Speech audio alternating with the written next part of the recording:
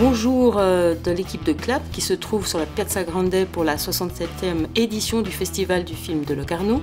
qui a commencé sous des augures très encourageants, puisque la première journée a accueilli Jean-Pierre Léaud,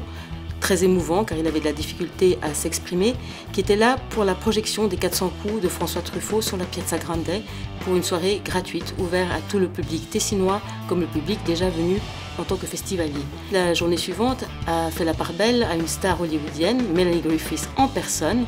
qui est venue pour une conversation et rencontre avec le public au Spazio Cinema. L'actrice, qui paraissait de loin très juvénile puisqu'elle a quand même subi des coups de bistouri répétés, paraissait très fatiguée et ne dévoilait pas, disons, de prime abord ses problèmes avec l'alcool, mais elle en a parlé librement et spontanément avec le public,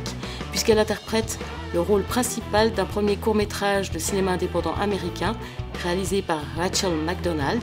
qui donne le rôle titre à une femme alcoolique qui, grâce à la rencontre avec un jeune homme, va essayer de sortir de l'enfer de l'alcoolisme. L'actrice a révélé spontanément au public présent qui lui posait des questions sur sa carrière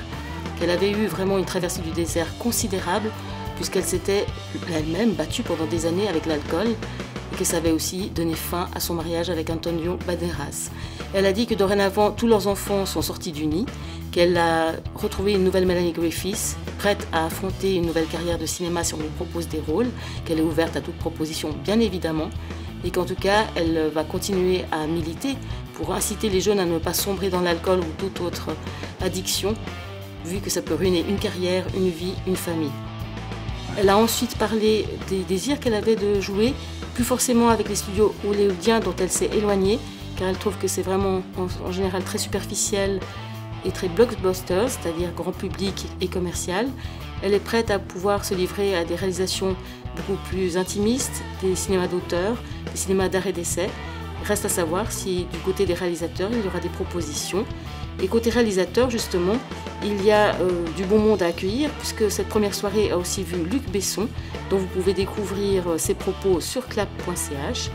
Pour le reste, je vous propose de poursuivre l'actualité qui sera mise en ligne de manière très assidue par tous les membres de CLAP ici à Locarno.